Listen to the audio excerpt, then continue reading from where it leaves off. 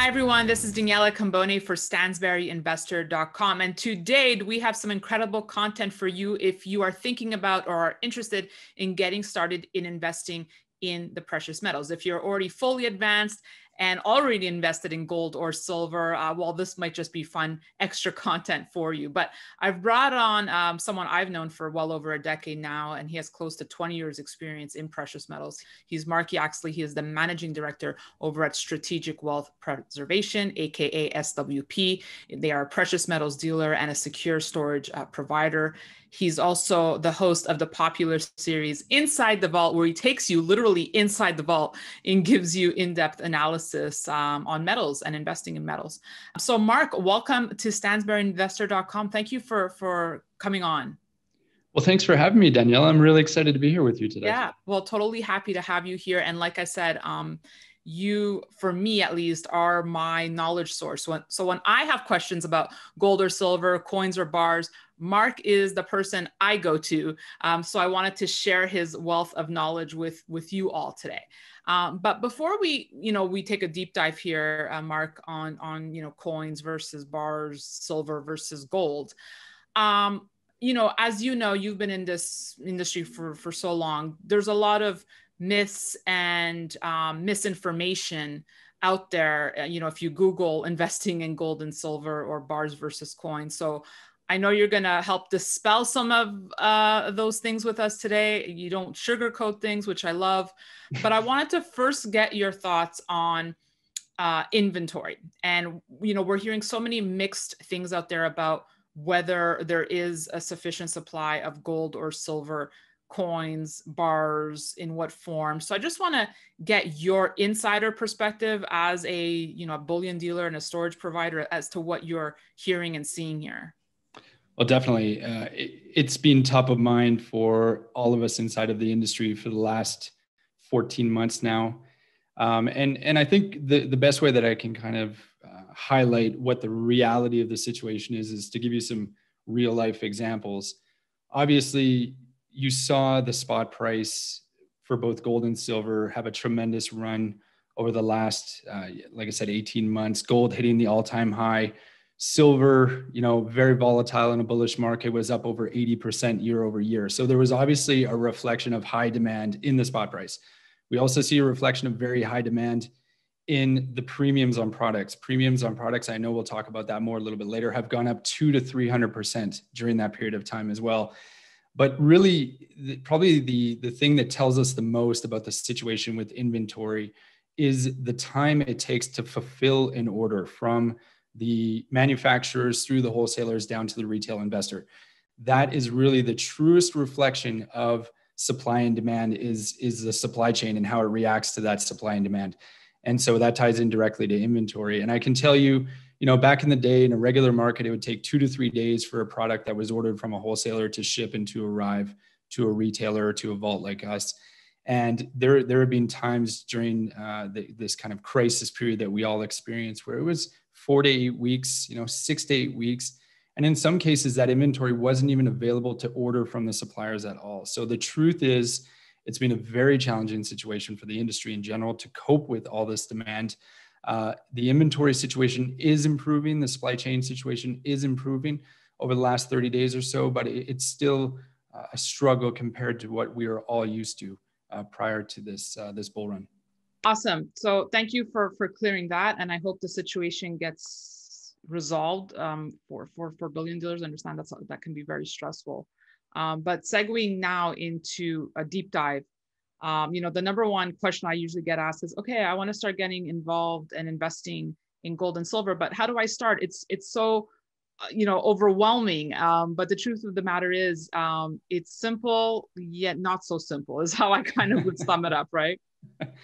I think that's the one thing that probably stops investors who haven't taken the dive into gold and silver from jumping in is that educational piece. And that's why it's so important that people like us have these conversations and we can let investors know just how simple it actually is to buy gold and silver. But in order to make that leap of faith, it's important that we talk about some of the nuances in owning physical precious metals. So hopefully we can cover those today. But yeah, I think the first step is really to educate yourself to the point where you feel comfortable and you have enough knowledge to make a reasonable investment. So let's do that, and stick around to the end, because Mark's going to unveil his 3 golden rules when it comes to investing. So you're not in precious metals, so you're not going to want to miss that.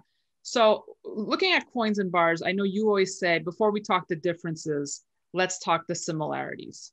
Mm-hmm. So it's walk us through that. It's important for investors to first recognize what they're looking at. So when we talk about physical gold and silver and platinum and palladium, let's not forget the platinum group metals, because they're so important and so relevant these days, especially. The first things they need to really recognize when they look at these things are who is producing the product. So every single physical bullion product is going to have the producer listed there, whether it be the Royal Canadian Mint, whether it be the US Mint, whether it be PAM Swiss. It's also going to have an indication of the weight of the product. So it's obviously important to know how much you're buying, and that's clearly going to be indicated in troy ounces on this bar or coin that you're purchasing. Right. The purity is also going to be listed on there. So when we talk about investment grade precious metals, we're looking for products that generally have a purity level of 3 nines or 4 nines purity. In jewelry speak, that's 24 karat, but in the investment world, we use the decimal system. And basically that indicates the purity in a percentage. So 3 nines would be 99.9% pure and 4 nines would be 99.99% pure. And what that means is that the refiner has removed all of the other metals and components from the commodity, and you're buying pure gold, silver, platinum, or palladium. And the last thing, obviously, and this sounds kind of silly, Daniela, is whenever you're buying these products, it's going to indicate what type of metal you're buying. Now that sounds really kind of silly, because we all know that gold is yellow and silver is kind of this grayish, bright grayish color. But when you're getting into platinum and palladium, it's really important, obviously, that you can distinguish between platinum, palladium, and silver, which all kind of look the same. So those are the 4 basic similarities that physical precious metals will have. And obviously, the trick is really understanding the differences and knowing how to pick the products and metals that are best for you. Okay, so what I'm hearing from you, brand does matter, like anything else. It does matter. Brand does matter. Absolutely. I think one of the mistakes that some investors make is that they look for the cheapest or most cost-effective product that they can find. They look for that silver round that's 50% or 50 cents cheaper than the next product on the shelf or on the website that they're surfing. And that's really something like when you buy a car, you want to look at the brand, because you need to understand, is that brand a brand that's recognized worldwide? I mean, precious metals, this is a global industry. So theoretically, you can purchase something in New York and sell it in Singapore. So you want to make sure that you're owning brands that are recognized on a global scale, number one. And you also want to purchase brands that have a high resale value. So those 2 things generally go hand in hand. If you purchase a brand that's recognized worldwide, if it appears on the LBMA good delivery list or the COMEX good delivery list, those are great places to start looking for refineries and mints that are reputable and recognized. Generally, those mints and refineries are going to make products that have a good resale value, which is really important when you look at the total life cycle of your investment. Not only are you trying to save a little bit of money up front, but you want to make sure that when it comes time to sell those precious metals, that you have the liquidity and you have a good buyback price. Do you have a preferred brand? And can you share it, or like top 3 ones you like more than others, perhaps? Sure. I mean, I don't hide it. I'll tell you what I recommend to my clients most often. It's going to sound biased because I am born in Canada, but generally when I look at all of the factors involved, the liquidity, the reputation, the global recognition, but also the beauty of the products and the quality of the products, typically I'm going to recommend Royal Canadian Mint products. And we can get into the nuts and bolts, but the best value I've found over the years are Royal Canadian Mint bars, and also the Royal Canadian Mint gold maple leafs and silver maple leafs. They sell at a very competitive premium, and obviously you get all the benefits of the things I mentioned earlier. Okay, good insights there. I want to talk now size versus premium. Okay, so the bigger we go, the better it gets. The better it gets, right? Basically, okay. To explain to us a bit about how that works. Okay, so there's kind of a few simple rules to stick to, and I'd say the first one to understand before we get into size is really the format: coins versus bars. Which is going to have a higher premium? Which is going to have a lower premium? The general rule here is that bars are going to have a lower premium over the spot price. So that's the cost of that physical product over the spot price, which you can find on a variety of websites. That's the premium. So if you're trying to reduce that premium, generally you're going to look at bars over coins. There's a little bit more cost to manufacture a coin. There's a little bit more design work that goes into those coins. And the mints, I think, just know that they can charge a little bit more for those coins. So they tend to sell at a little bit higher premium. So once you've established that bars are the more cost-effective way to purchase precious metals, then you get into the size.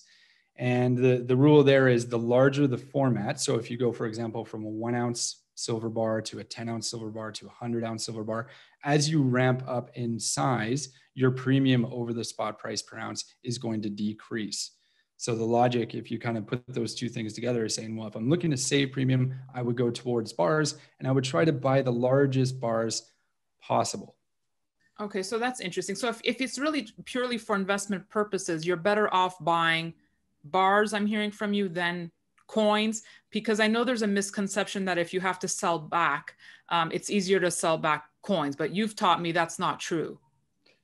That's right. That's one of those myths that we come across in the industry, and there will be a small caveat to this at the end. But a lot of people out there, and I've heard this hundreds of times from clients over the years, saying, "Hey, I've been told that it's better to buy coins because I won't have any trouble selling those coins down the road. I have better liquidity with those coins." I can tell you, as a precious metal dealer, that is not true. Any precious metal dealer will be willing to make a competitive bid for either a bar or a coin. We are in the business of buying material and selling it again. So we definitely want to get our hands on bars as much as we want to get our hands on coins. So the liquidity is equal. The difference being that you probably will pay a little bit higher. Well, like we mentioned earlier, you will pay a higher premium upfront for your coin. And when it comes time to sell that coin or liquidate that coin, you're going to get a little bit more, or you should expect to get a little bit more than you did or you will get for your bars that you're selling. But so the liquidity is equal. You can just expect to recover a little bit of that additional premium that you paid up front. The secret really here, though, Daniela, is to make sure that the total spread that for what you paid over spot and then what you're going to get when you sell it, you want to make sure that total spread is as tight as possible.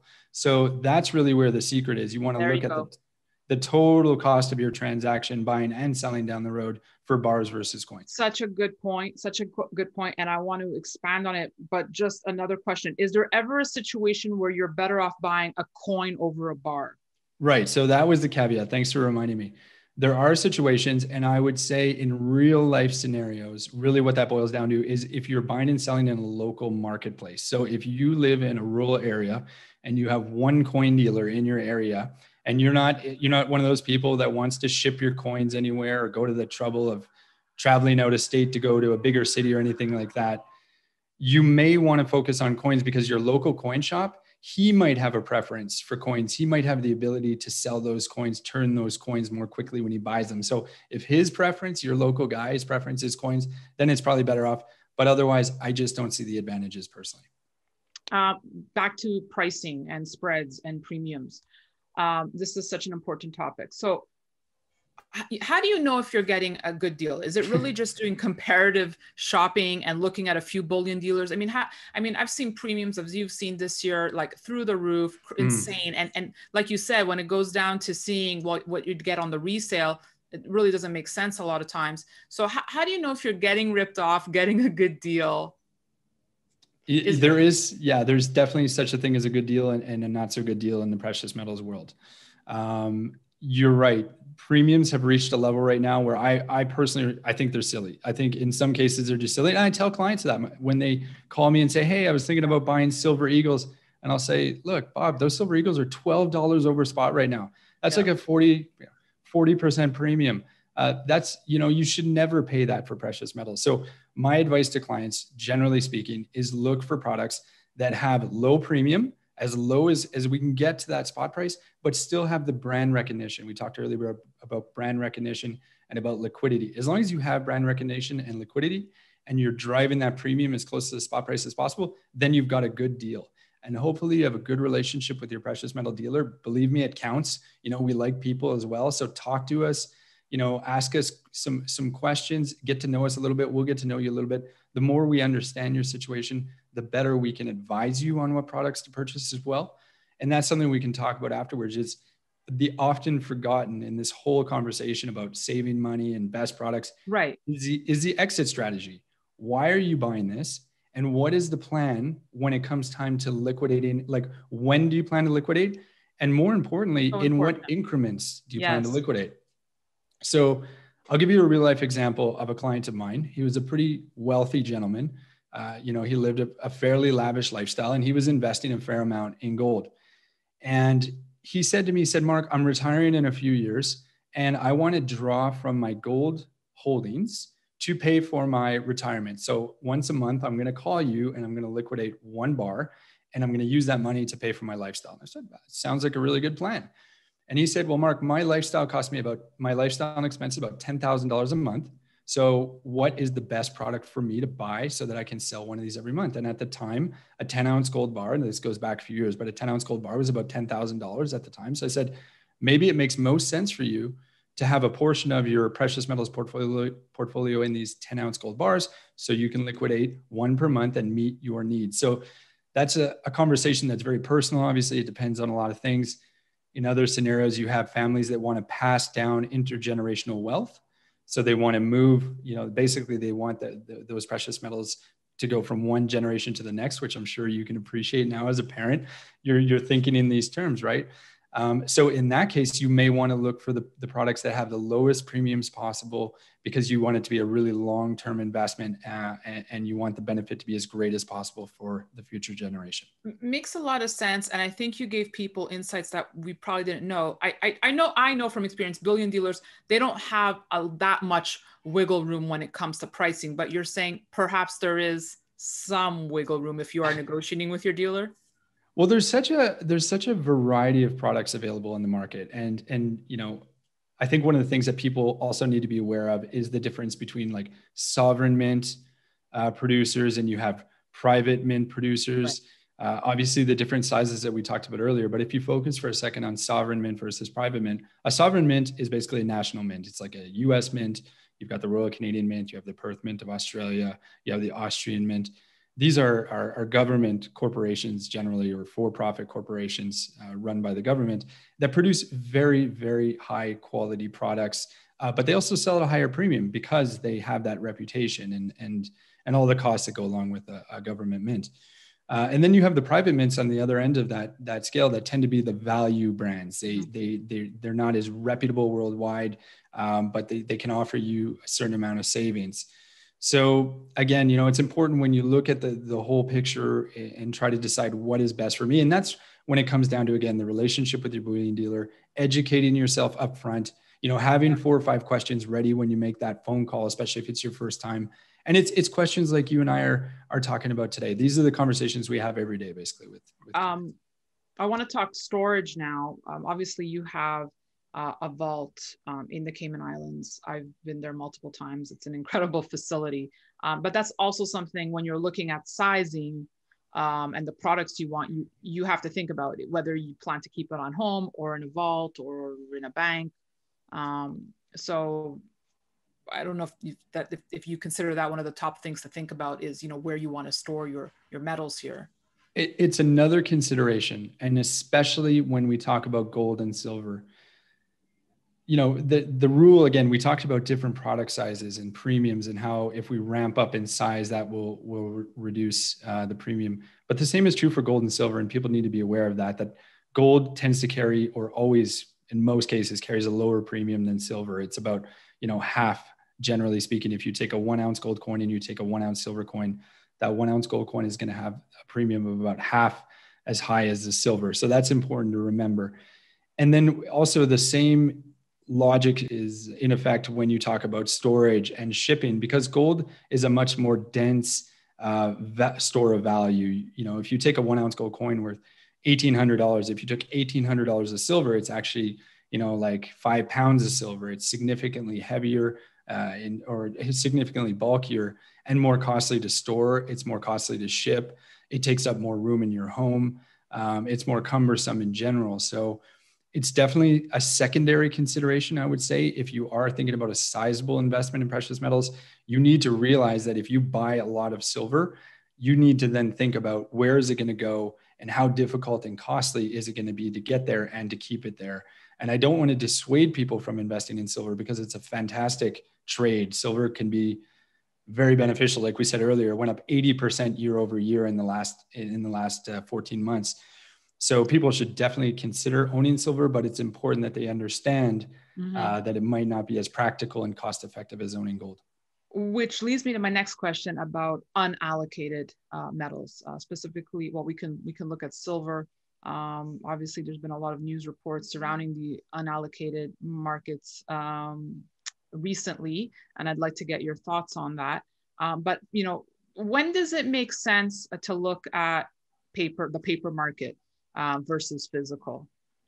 That's a good question. And even though I'm in the physical side of the business and our company's focused solely on selling physical and storing physical, I also use paper products to buy and own precious metals. And I do that usually when it's a short-term trade. If I have additional capital that I want to invest in precious metals, but I know my time horizons, maybe like 3 months or 6 months, I don't have necessarily the time to regain some of the premiums I may have paid for physical products. Right. I'll look at a paper product, a fund, for example, even mining stocks, to try to realize those short-term gains. So I think the practicality of paper and silver, gold, it's a reality. It is practical. It can be cost effective, but there is some downside that people need to be aware of. And like you said, there's been some headlines recently that have got a lot of people concerned about paper products, unallocated products. And generally it's unfortunate.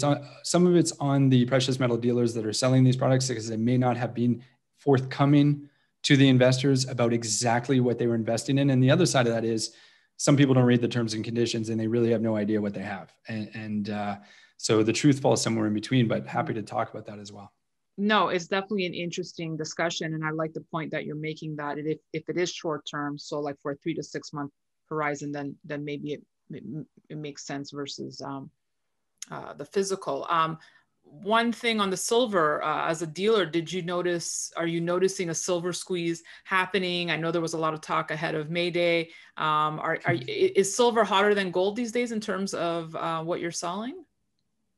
We've definitely noticed that there's been a lot of demand for silver. I mean, it's been a hot market for 14 months, even 18 months. If you go back to like middle of 2019, we started to see the early signs of a bull market. So it's not to say that the demand for silver wasn't already there.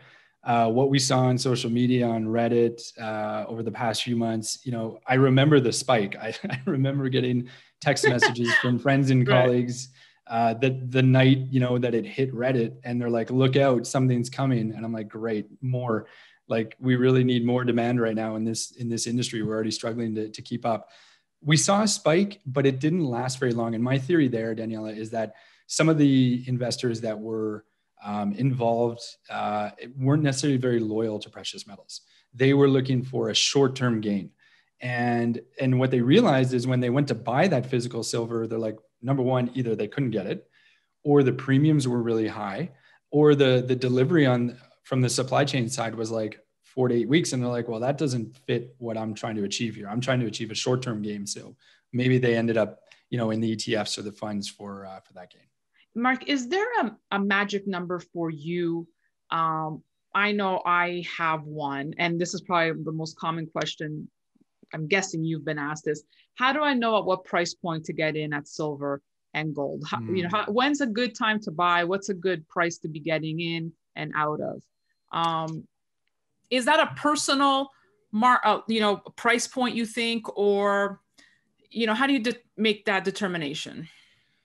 Well, I think it's a two-part answer. Part one is, are there short-term opportunities to buy gold or silver or platinum or palladium when it's undervalued compared to other commodities or the US dollar? Of course there is. And if you follow technical analysts, or you follow the market closely enough, when silver is getting a little bit cheap, when it's had a fantastic run up and then it's going to cool off and dip. We saw this recently, it dipped from like $30 an ounce down to like 24, 25 Right. an ounce. And Right. I was saying to people, I'm like, I think that's, it's a good time to add to your stack when you see those pullbacks, when you see those dips. So of course, those short-term opportunities do exist, but more importantly, my magic number, my advice to people, what I've seen over the last 16 years of selling this stuff every day is you should own some. So owning none is really a problem.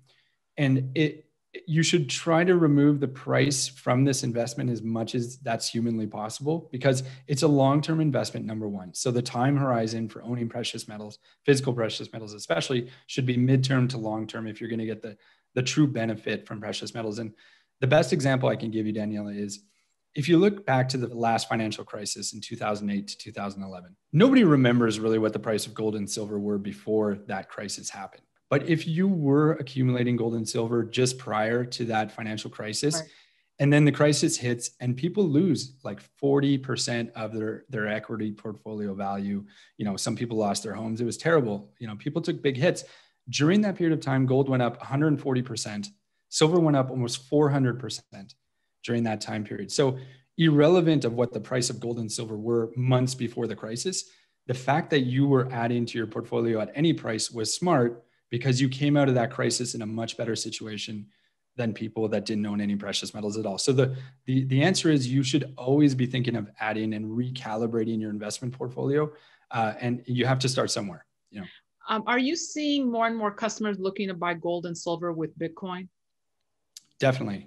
That is a trend that we've noticed. I mean, we've been accepting Bitcoin as payment for precious metal orders since 2017. We were kind of one of the early adopters in terms of, yes, we know that there are people out there that have Bitcoin and they sometimes want to sell their profits in Bitcoin to buy precious metals. So we've got quite a bit of data there. When Bitcoin is doing well, there's definitely been a more recent trend of precious metal investors moving some of that money into Bitcoin, or now Dogecoin, flavor of the week being Dogecoin right now. So there's definitely some play between those two markets. I think there's an overall, there's an overlap between the Bitcoin investing community or the crypto investing community and the precious metal investing community, even though seems to be a huge divide in debates like you hosted and people want to argue that one's better than the other. I think a lot of people are smart enough to realize that I should really own both. They do represent different things. And they do play off each other differently from day to day. It's not like they're correlated one-to-one. So we do see a lot of activity back and forth between Bitcoin and gold at this point, especially amongst younger investors. I guess to wrap our deep dive in before we get to your 3 golden rules, when people come to you, overwhelmed, I want to start in precious metals, but I don't know, do I get gold? Do I get silver? What about platinum? I heard that's hot. What about palladium? I heard that's good. How do you start them off? How should someone approach this conversation or start thinking of adding precious metals? Well, I'm really glad you brought up platinum and palladium, and I'm actually going to talk about them first because everyone always leaves them for last, and that's why they're so often forgotten in this conversation. Right. If you look at palladium, it's absolutely incredible what it's done. It's up over 500% in the last 20 years. Nuts. It had another amazing year in 2020. So few people think about palladium or invest in palladium, and you can buy it in bars and coins just like you can gold and silver. So there's no reason not to have some palladium in your portfolio. And platinum is kind of making its comeback. It was number one for a long time. It was always, valued higher than gold, and it did drop off, but it's had a really good year as well. So don't forget about platinum and palladium. You should have them in a well-diversified precious metals portfolio.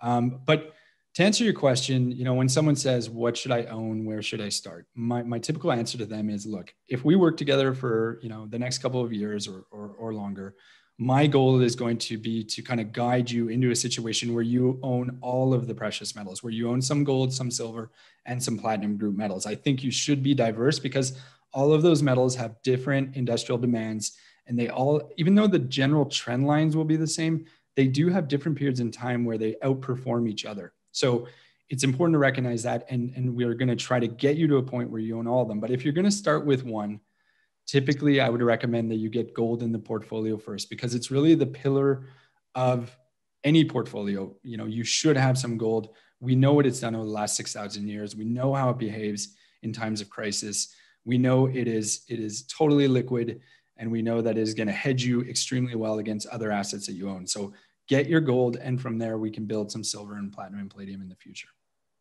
Fantastic. Now, the moment we've been waiting for. Mark Yaxley's 3 golden rules of investing. Okay. So we've talked about all these things, but if I were to sum up this conversation into 3 simple things to remember when you're going out and shopping for precious metal products. Number 1 is look for reputable brands and reputable precious metal dealers. So do a little bit of homework, look at the LBMA Good Delivery list, look at the COMEX list, and look for reputable dealers that have been around a while. Number 2 is basically that gold is going to cost you less than silver in terms of premium. So be aware of that, but also be aware that silver will outperform gold during some bullish markets. So it is more volatile. And number 3 is that bars are going to save you premium over coins. And the larger the bar, the lower the premiums are going to be. So if you sum that those 3 rules kind of all into one, you're looking for reputable gold bars as your most cost-effective way to enter the market. This has just been incredible information, Mark. Thank you so much. You summarize it in such a compelling yet informative, easy to understand way. Thank you so much for coming on and doing this deep dive with us. I really appreciate it. Well, it's been a pleasure, Daniela, and I really hope that people can take away the fact that investing in gold and silver is actually much simpler than they may have believed. And also, it's not only for the wealthy, it's for everybody. And that's another myth that a lot of people succumb to. We should just dispel all myths one day. We'll do a top 10 myths and dispel. We'll do it. But you're so right. That's the first thought. People think, oh, you're in gold, luxury, you're wealthy. You can start with really small increments. That's such a good point. Absolutely. So Mark Yaxley, Managing Director over at Strategic Wealth Preservation, otherwise known as SWP. You're awesome. Congrats on all your success. And please come back to StansberryInvestor.com, Mark. Anytime, Daniela. Thank you. And thank you for watching. I hope you enjoyed this special content that we put together for you all. Hope it was informative, educational, and at the end of the day, fun to watch. Remember to share us where you watch us. That's it for me. I'm Daniela Cambone.